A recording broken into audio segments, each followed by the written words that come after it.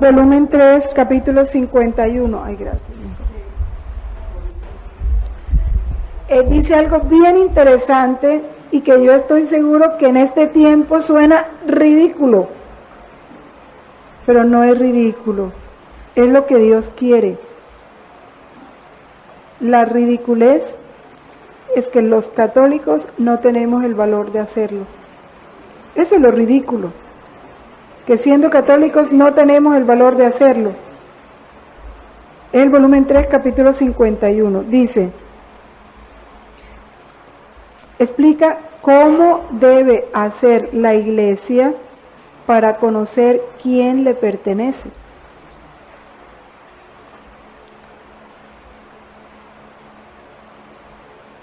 ¿Cómo debe hacer? Dice, convocados, póngale usted un colegio católico, porque todo colegio católico debe tener un único fin, llevar las almas a la santidad. Ese debe ser el fin de todo colegio católico. De sacerdotes, máxime si están dirigidos por sacerdotes y religiosas, que se han consagrado totalmente a Dios para servir a Dios. Y si no están, si están dirigidos por un director laico católico y se declara católico, ese tiene que ser el fin. Entonces, ¿cómo debe hacer esa persona? Porque ¿a quién va a convocar? A miembros de la iglesia, ¿no? Que tengan ese mismo fin.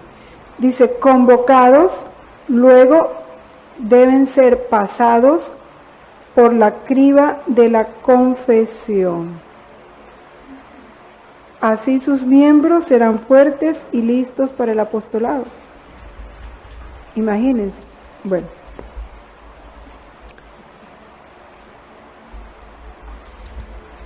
Esto sucede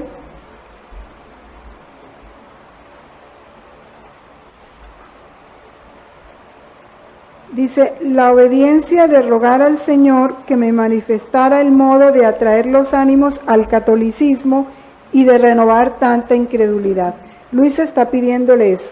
El confesor le da la obediencia a Luisa de que ore por eso, que Dios manifieste cómo hacer. Dice, le rogué varios días y el Señor se dignaba manifestarse sobre este punto. Finalmente, esta mañana me encontré fuera de mí, transportada al interior de un jardín. Me parecía el jardín de la iglesia y estaban en él muchos sacerdotes y otras dignidades que disputaban acerca de este asunto. Y mientras disputaban se presentaba un perro de desmesurado tamaño y fortaleza. La mayor parte quedaban aterrados y abatidos, que llegaban a dejarse morder de aquella bestia, y luego se retiraban acobardados por la acometida.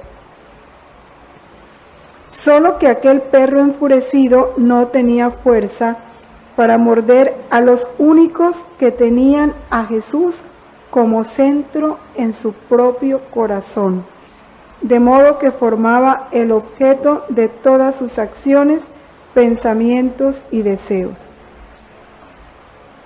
Así, Jesús formaba el sello de estas personas y la bestia quedaba tan débil que no tenía fuerza ni para respirar. Pues bien, mientras disputaban, yo sentía detrás de mis espaldas a Jesús que decía, todas las demás sociedades conocen quién pertenece a su partido, solo mi iglesia no conoce quiénes son sus hijos. El primer paso es conocer quiénes son los que le pertenecen, y a estos los podéis conocer, es consejo de Dios, ¿no? Fijando un día para una reunión, a la cual los invitaréis, a fin de que quien es católico intervenga en ella, acudiendo al lugar a propósito para dicha reunión y a fin de establecer allí, con la ayuda de los católicos seglares, lo que conviene hacer. Primer punto. que se diga expresamente que la reunión es para católicos. ¿Cómo decir? En este colegio necesitamos profesores católicos, practicantes. En esta empresa necesitamos católicos practicantes. Primera condición. El segundo paso es obligar, no sugerir, no proponer, obligar a la confesión a aquellos católicos que intervienen, pues ella es la cosa principal que renueva al hombre y forma a los verdaderos católicos. No se concibe una entidad católica que tenga adúlteros como empleados.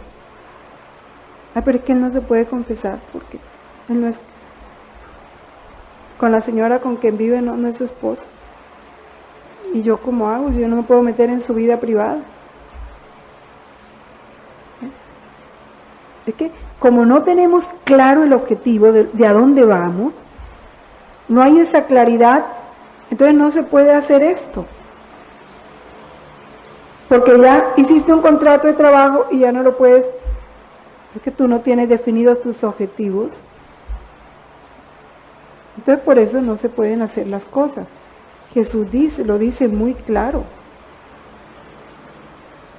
Pero cuánto valor, por eso digo, nos falta a los católicos. Esto se hace, y ese es una ridícula, un retrógrado, un pasado de moda, mejor dicho.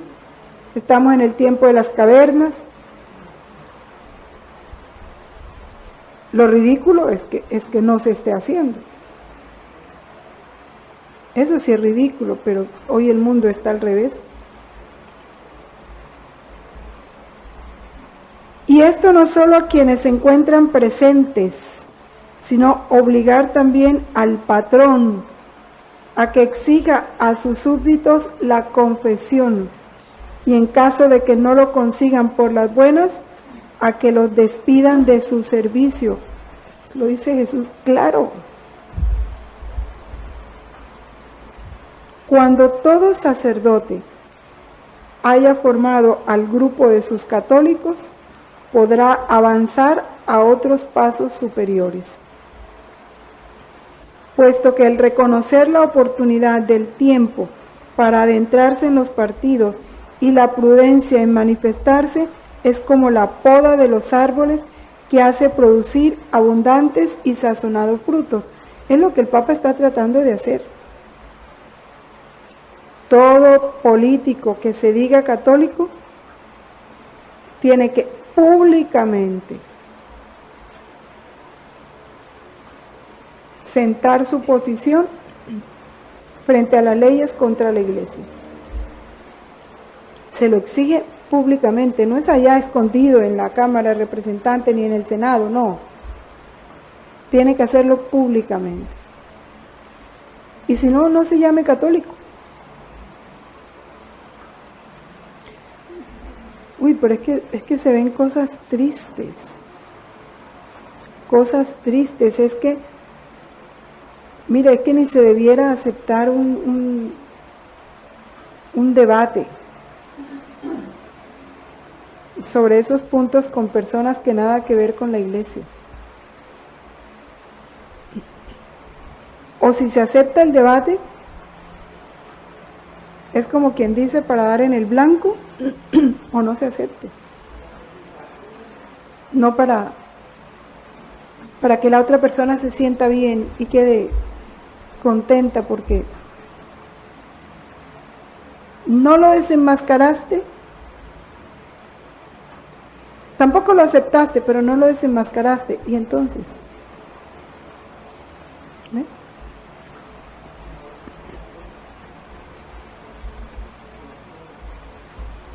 Es como la poda de los árboles que hace producir abundante y sazonado frutos, pero si no se poda el árbol, Presenta así una hermosa pompa primaveral y de flores, pero apenas cae una escarcha o apenas sopla un viento, como el árbol no tiene suficiente humor y fuerza con que sostener tantas flores para transformarlas en frutos, resulta que caen las flores y el árbol queda desnudo. Así acontece en los asuntos de religión. Primero debéis formar un cuerpo conveniente de católicos para poder hacer frente a los otros partidos. Y luego podréis llegar a adentraros en los demás partidos para formar uno solo. No es concebible ningún grupo apostólico conformado por personas que estén en vida de pecado. Y lo están conformados. Y hacen apostolado. ¿Qué apostolado? ¿Qué fruto tendrá ese apostolado? ¿Qué santidad de vida se va a producir de esas acciones? Nada.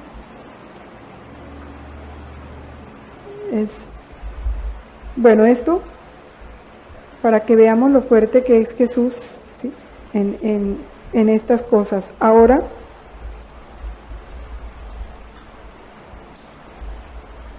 el volumen 4, capítulo 82.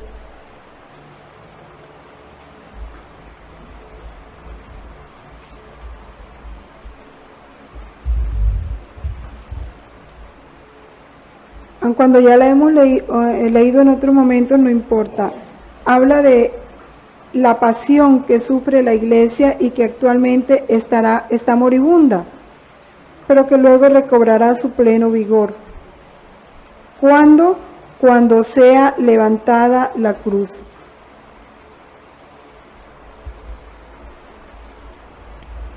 Mi iglesia parece estar moribunda, parece. Especialmente en cuanto a las condiciones sociales que con ansia esperan el grito de muerte. Pero valor, hijo mío, después de que llegues al monte en el acto de levantarse la cruz, todos se sacudirán y la iglesia dejará el aspecto de moribunda y recobrará su pleno vigor. Esto es una visión que Luisa tiene de Cristo unido al Papa, ¿no? Y esto se lo está diciendo al Papa.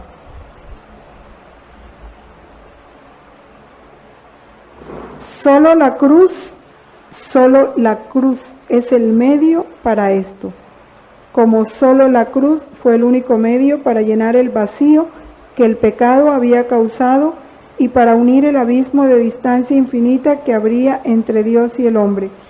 Así en estos tiempos, solo la cruz hará que mi iglesia alce la frente valerosa y fulgurante para confundir y poner en fuga a los enemigos. Pero no olvidemos la unidad. He querido leer esto en el capítulo de la unidad, porque ¿quién va a ser crucificado? El cuerpo de Cristo, y ahí estamos nosotros. No es el Papa el único que va a sufrir. Empieza a sufrir el Papa y con él todos los que vamos a estar unidos a él. Persecución en la familia, a todo nivel. No le tengamos miedo a la persecución y Dios nos tiene que ir preparando de a poquito. Y entonces si somos fieles en lo pequeño, seremos fieles en lo grande cuando lleguen esos momentos fuertes. Si tú eres capaz de perder un amigo por tu fe, das el primer paso. Es que yo ya no lo invito, es que se ha vuelto tan beata, no, es que ya vive metida allá, que él ya no estudia sino el catecismo, ya no habla sino de Dios, Entonces vas a perder amistades, te van a empezar a criticar. Si vamos siendo capaces de ir afrontando con valor, ¿sí? apoyados en la gracia, porque ahí está el valor, no en nosotros. Somos muy cobardes. Y yo sé que nuestra primera reacción es echar pie atrás.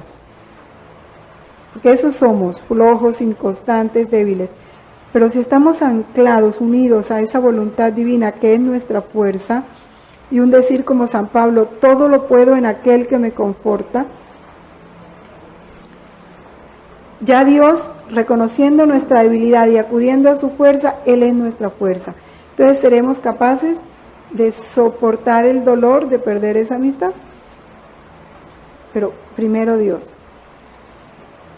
Burlas en la casa, primero Dios. Te hacen a un lado y todo el mundo se ríe de ti, primero Dios. Que ya tus hijos los están echando a un lado porque ya nadie los invita a cumpleaños ni a nada, ¿qué importa? Primero Dios. Pero si eso te empieza a entristecer, ay, es que ya mis hijos en el colegio, todo el mundo se burla de ellos porque el niño dijo que quería ser santo. No, mijito, eso no lo diga, duro. Eso guárdeselo para usted. ¿Para qué lo estás preparando? Deja que afronte la burla. Enséñale a afrontar la burla. Por el contrario, si se acobarda porque se burlan, dale tu valor. Así como hizo la mamá de esos 7 que en el Antiguo Testamento, de los Macabeos, y ella animó a cada uno de sus hijos y al último sí que le dio valor. Así hay que hacer. Y nosotros igual prepararnos, porque y Jesús empieza el entrenamiento, ¿no? Él empieza el entrenamiento con cada uno. Si eres fiel en eso pequeñito, te va dando más gracia y te va haciendo más fuerte para otra cosa mayor. Y fuiste fiel, entonces ya te triplicó para otra más fuerte. En uno de los volúmenes lo explica, pero si en la primera, al primer soplo así, que te hace el perro ese bravo que habla de Luisa, al primer ladrido y te tiró, ya te pones a temblar y mejor no voy, es que ya no volví porque es que en mi casa, no, es que me la tienen montada, no, es una cantaleta todo el día, entonces yo por eso dejé de ir al catecismo, es que yo por eso dejé esto, ya, ahí pierdes la gracia y ya no vas a ser capaz de lo grande, porque no fuiste fiel en las persecuciones pequeñitas que Dios te puso en el camino.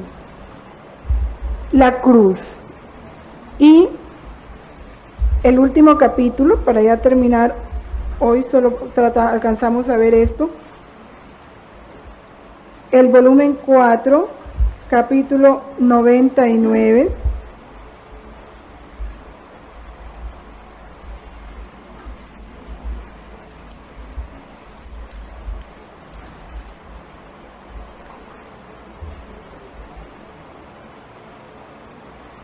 quien vive a la sombra de Jesús debe vivir su misma vida.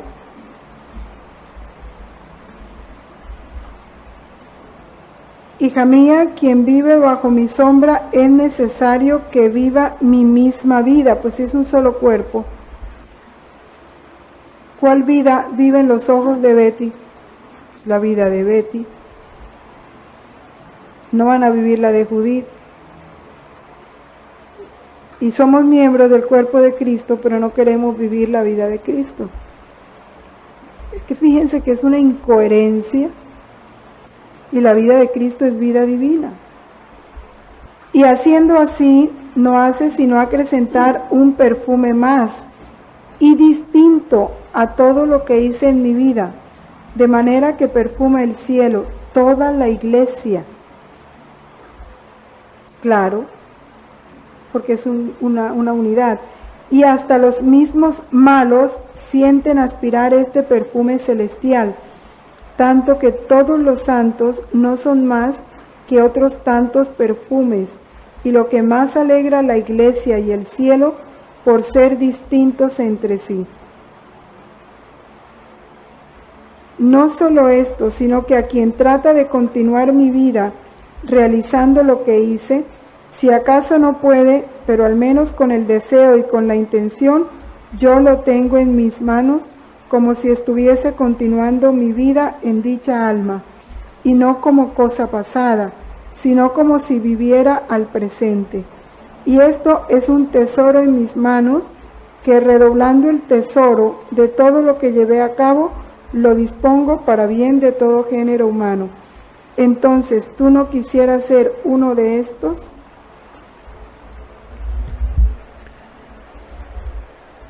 Es la repercusión que tienen todos nuestros actos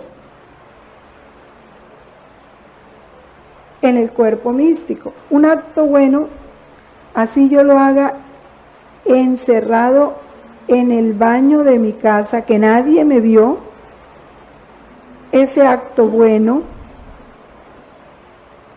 tiene una repercusión en todo el cuerpo de Cristo, aún en aquellos miembros que están gangrenados o muertos por el pecado. Hasta ellos llega la fuerza de ese bien que yo realicé. Entendemos por bien no solo la obra buena externa, sino la obra buena realizada con una intención pura, que es la gloria de Dios, no mi gloria. Porque si yo realizo obras buenas externas, como un acto de caridad, un acto de virtud, pero en mi interior no hay una pureza, no es una obra buena. Ya cuando hablemos de obra buena, ya estamos entendiendo las que se hacen para la gloria de Dios. Imagínense, perfuma todo el cuerpo. Es como que te inyectaron una vitamina y todo el cuerpo se siente fortalecido, y hasta las células que ya están medio muertas empiezan a cobrar vida por esa vitamina que la obra buena repartió por todo el cuerpo.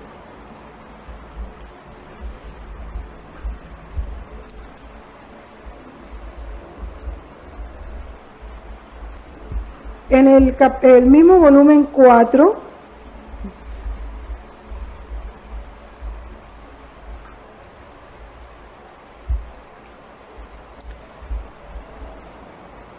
el capítulo 179 nos habla de 179.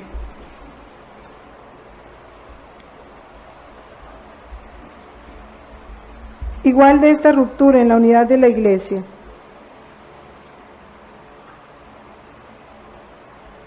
Luisa dice, me encontré al lado de un jardín que parecía ser la iglesia, junto al cual había personas que al parecer maquinaban un atentado contra la iglesia y el Papa.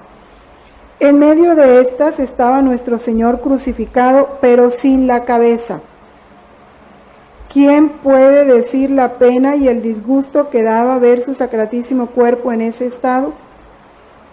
Y comprendía que los hombres no quieren a Jesucristo por su cabeza, y como la iglesia lo representa en esta tierra, tratan de destruir al que hace sus veces, lo que está pasando hoy.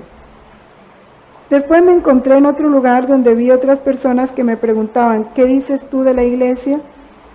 Y yo dije, la iglesia será siempre iglesia. A lo más podrá bañarse en su propia sangre, pero este lavatorio la hará más bella y gloriosa. Ellos, al oír esto, dijeron, eso es falso. Llamemos a nuestro Dios y veamos qué dice. Entonces salió un hombre que superaba a todos en altura, con una corona en la cabeza, y dijo, la iglesia será destruida, no habrá celebraciones públicas, a lo más alguna oculta, y la Virgen no será reconocida. Yo al oír esto dije, ¿y quién eres tú que osas decir esto? ¿No eres acaso la serpiente condenada por Dios a arrastrarse en la tierra? Y ahora te atreves a tanto que te haces creer rey, engañando a las gentes. Te ordeno hacerte conocer lo que eres. Mientras decía esto, de alto que era, se hizo bajo, tomó la forma de serpiente y hecho un relámpago se precipitó abajo y yo volví en mí. Es una profecía de todo lo que se quiere dar.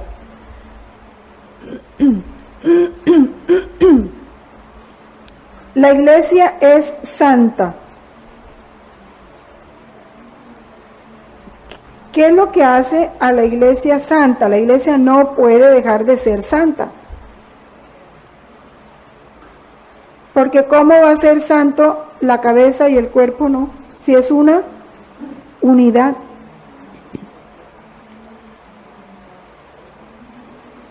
Si decimos a Dios santo, santo, y la iglesia es la esposa, ¿cómo no va a ser santa? Jesús se entregó a la iglesia para santificarla. Decir que la iglesia no es santa es decir que la obra de Cristo fue vana. Cristo unió a sí mismo a la iglesia, la hizo un solo cuerpo con él. Es que ese misterio es muy bello. Por eso, entender el misterio del matrimonio desde el misterio de la unión con Cristo, con la iglesia, es bellísimo porque da una luz. La hizo un solo cuerpo con él. Dios nos hizo un solo cuerpo con él. La llenó del don del Espíritu Santo para la gloria de Dios. ¿No puede ser la iglesia santa? La iglesia es pues el pueblo santo de Dios. Y sus miembros son llamados santos. ¿Y cuánto hemos perdido de esta verdad? Que hoy la palabra santa es tan extraño en nuestro vocabulario y tan lejos de nuestros ideales, de nuestros esfuerzos, de nuestros propósitos. ¿Quién desea así, pero con fuerza?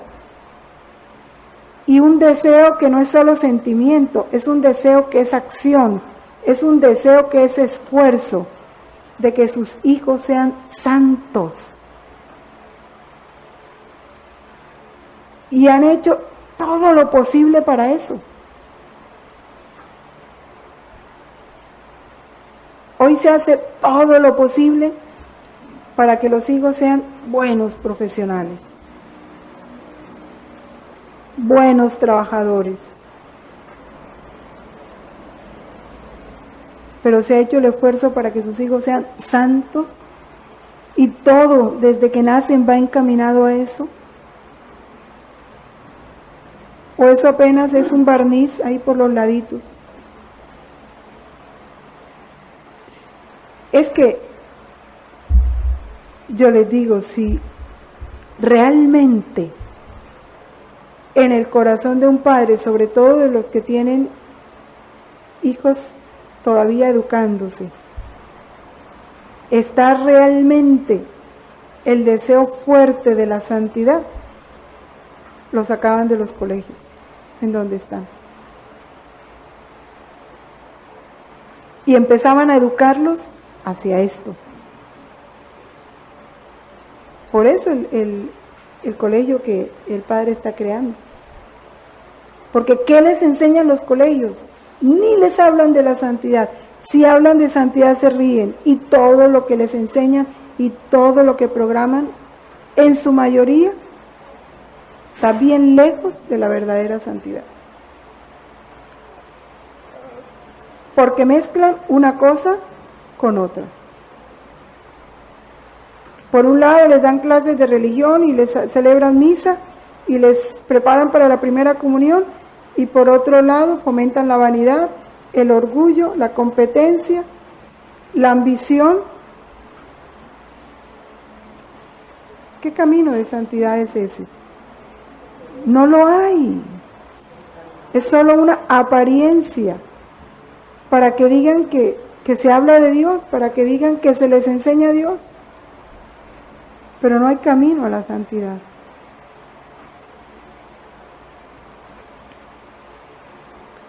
La iglesia está santificada por Cristo, por Él y con Él. Ella es santificadora. De ahí los sacramentos. Toda acción de la iglesia es una acción santificadora.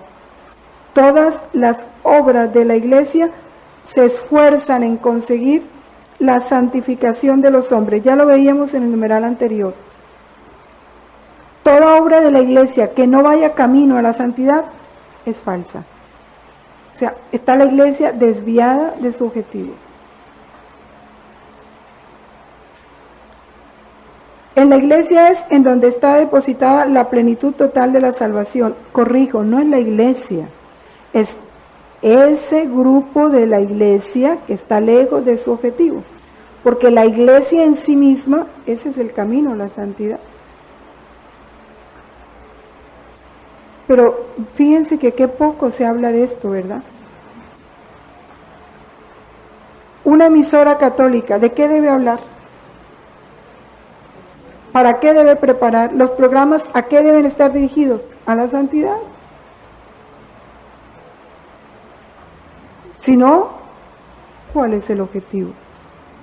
Un canal de televisión, ¿a dónde debe dirigir a sus televidentes? Católico, a la santidad. Y todo debe estar preparado para eso. Desde los diferentes puntos, la santidad. Y cualquier obra de la iglesia, en cualquier campo, de salud, de educación, de obra social, lo que sea. Si no, anda mal. La iglesia ya en la tierra se caracteriza por una verdadera santidad, aunque todavía imperfecta. ¿Por qué está imperfecta? Por sus miembros.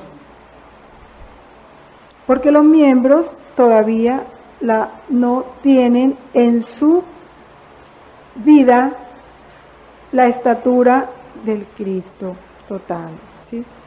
Todavía no está Cristo perfecto en ellos.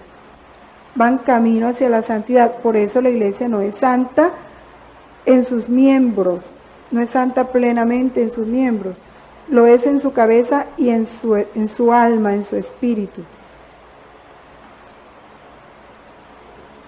¿Cuál es el afán? De que toda la iglesia alcance la santidad, porque miren, es como un cuerpo deforme, ¿sí? Que hay unos miembros que están así chiquiticos, les falta crecimiento, les falta robustecerse, hasta que ya todos los miembros alcancen su tamaño normal y su forma normal. Entonces el cuerpo se verá bello, armonioso. Y a los que por misericordia de Dios hemos logrado tener un poco más de conocimiento de esta verdad, tenemos una mayor responsabilidad de trabajar para que todo el cuerpo alcance su armonía y su desarrollo total. Esa es la gran responsabilidad nuestra. Todos los cristianos están llamados cada uno por su propio camino a la perfección de la santidad, cuyo modelo es el mismo Padre. La caridad es el alma de la santidad. La caridad dirige todos los medios de santificación, los informa y los lleva a su fin. Recordemos que es la caridad, porque a veces esto se lee y se interpreta mal. ¿Qué es la caridad? El amor a Dios. Recibirlo y de devolverlo. Darle a Dios el amor que Él merece. Un amor divino. Por eso dice Jesús, enséñenles a todos la verdadera vida del amor. Mientras eso no esté, no habrá ni principio ni sombra de santidad en una vida. Lo dice Santa Teresita de una manera muy hermosa. Comprendí que la iglesia tenía un cuerpo compuesto por diferentes miembros. El más necesario, el más noble de todos no le faltaba, Comprendí que la iglesia tenía un corazón y que ese corazón estaba ardiendo de amor. Comprendí que el amor solo hacía obrar a los miembros de la iglesia, solo el amor. Que si el amor llegara a apagarse, los apóstoles ya no anunciarían el Evangelio, los mártires rehusarían verter su sangre. Comprendí que el amor encerraba todas las vocaciones, que el amor era todo, que abarcaba todos los tiempos y todos los lugares, en una palabra que es eterno. Entonces ella concluye, por eso, en el corazón de mi madre, la iglesia, yo seré el amor. Esa es frase de Santa Teresita. En el corazón de mi madre, la iglesia, yo seré el amor. ¿Y saben que esa es la vocación de los hijos de la divina voluntad? Ser el amor. Ser esa piel, porque Luisa le pregunta a Jesús, ¿y qué puesto ocupan los hijos de la divina voluntad en el cuerpo místico? Dice, son la piel. ¿Por qué la piel? La que cubre todo el cuerpo. Y esa piel es la que le lleva a todo el cuerpo el torrente sanguíneo. Aquí hay un médico que nos lo explica mejor. ¿Sí? ¿Qué? Todo, el oxígeno, todo. Lo protege, lo cubre, lo alimenta. La piel lo hace todo. Incluso la piel se rompe e impide que llegue esa ruptura a la parte más interna del cuerpo, que son los miembros. Que no se enfríe, le mantiene el calor. Es bellísimo. Ese es nuestro oficio, ¿sí? Mantener ese recorrido, esa unión con todos los miembros del cuerpo.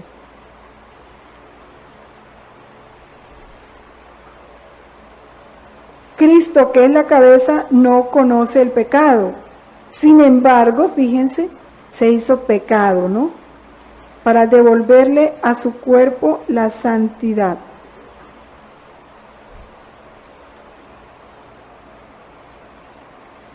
Y ese mismo Cristo va purificando y buscando la conversión y la renovación de sus miembros. Todos los miembros de la iglesia, incluso sus ministros, deben reconocerse pecadores. En todos, la cizaña del pecado todavía se encuentra mezclada con la buena semilla del Evangelio hasta el fin de los tiempos. Esta es la verdadera humildad. Entonces, cuando uno se reconoce pecador, no juzga, no tiene el valor de juzgar, no tiene el valor de criticar, no tiene el valor de señalar, porque dice, ¿y con qué autoridad yo digo si yo, cuántas cosas peores he hecho? Entonces, más bien, cuando hay en el fondo del corazón la conciencia de la verdad, se vuelve el alma misericordiosa. ¿Sí? Más que un tribunal, más que un juez, se vuelve un Padre misericordioso. La iglesia pues congrega a pecadores alcanzados ya por la salvación de Cristo, pero aún en vía de santificación.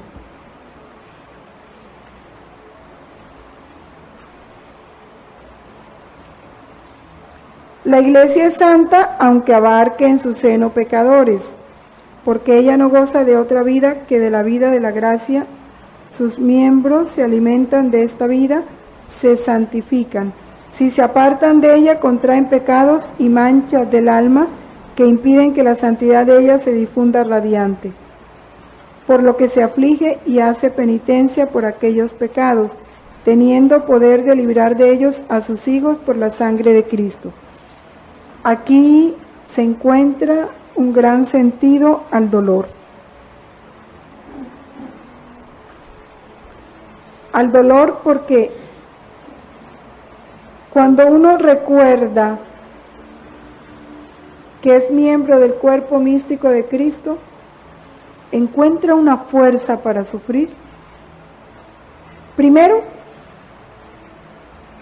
dice uno, yo soy un pecador, todavía a mi ser como miembro de Cristo le falta embellecerse mucho. Dios me está haciendo cirugía para darme la belleza que necesito. Entonces, me meto al taller de la cruz y del dolor. Ya vimos que es el único camino. Segundo, al mismo tiempo, porque Dios hace siempre los negocios al por mayor, al mismo tiempo, mi dolor y mi cruz y mi sufrimiento está dando fuerza y vigor y belleza a otros miembros. Porque Dios, ya le digo, le gusta trabajar así, en grande. Entonces, este miembro tiene que sufrir dolor para que estos otros miembros se mejoren. ¿Cómo negarme? ¿Cómo negarme? ¿Cómo quejarme? ¿Cómo lamentarme? ¿Cómo protestar? No. Venga a nosotros tu reino de dolor, tu reino de cruz, tu reino de sangre, que fue el mismo reino de Cristo.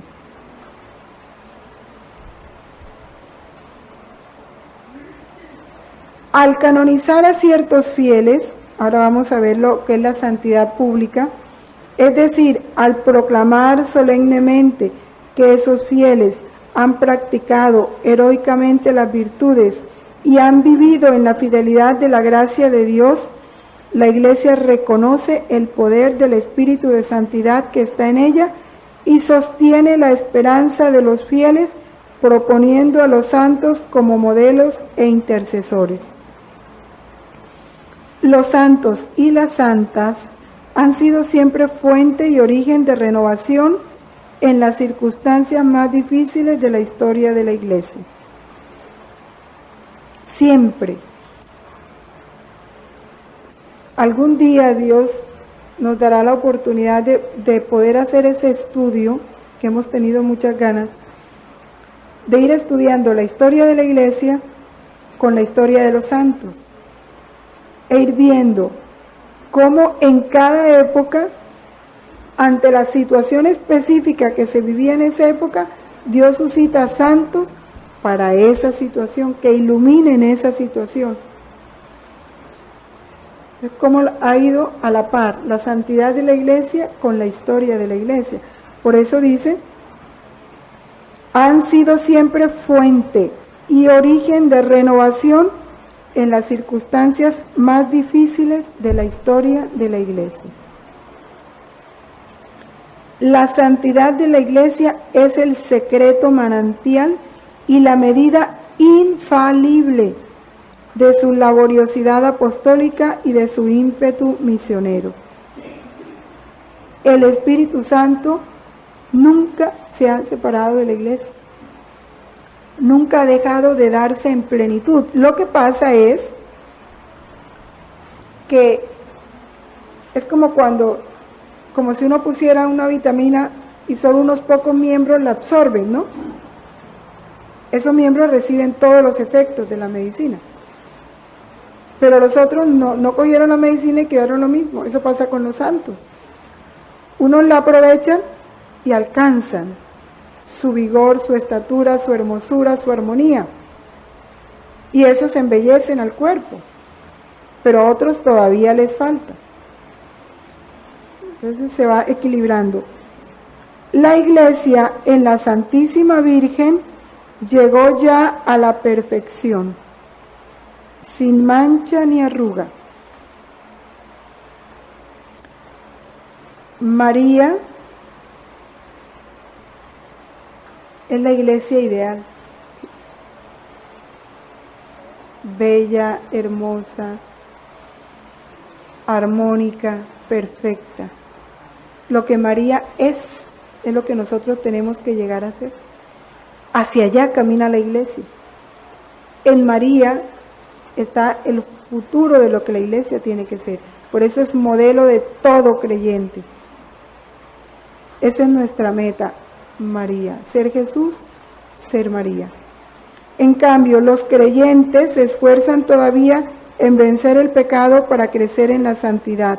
Por eso dirigen sus ojos a María.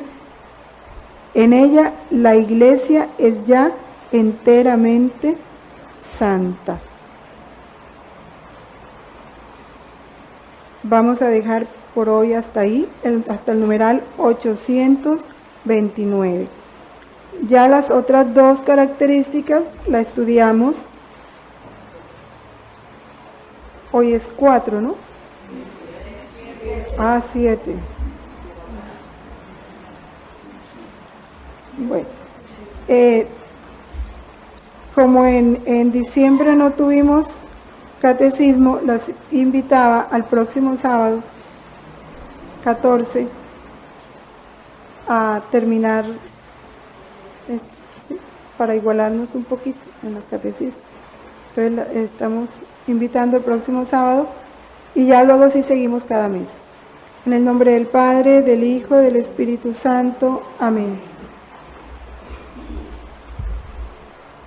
Antes de que se vayan, las personas que han hecho su carta de admisión y que no han recibido respuesta del Padre porque no la hicieron por internet o porque de alguna manera no la han recibido, entonces se acercan para anotarlas, porque ya el Padre quiere entonces darle la respuesta personalmente. Entonces les pido ese favor. Dios te salve María, llena eres de gracia, el Señor es contigo. Bendita tú eres entre todas las mujeres y bendito el fruto de tu vientre Jesús.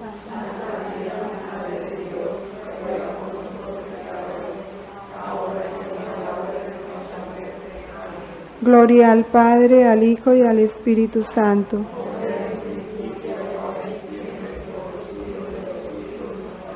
En el nombre del Padre, del Hijo, del Espíritu Santo. Amén. En la voluntad de Dios.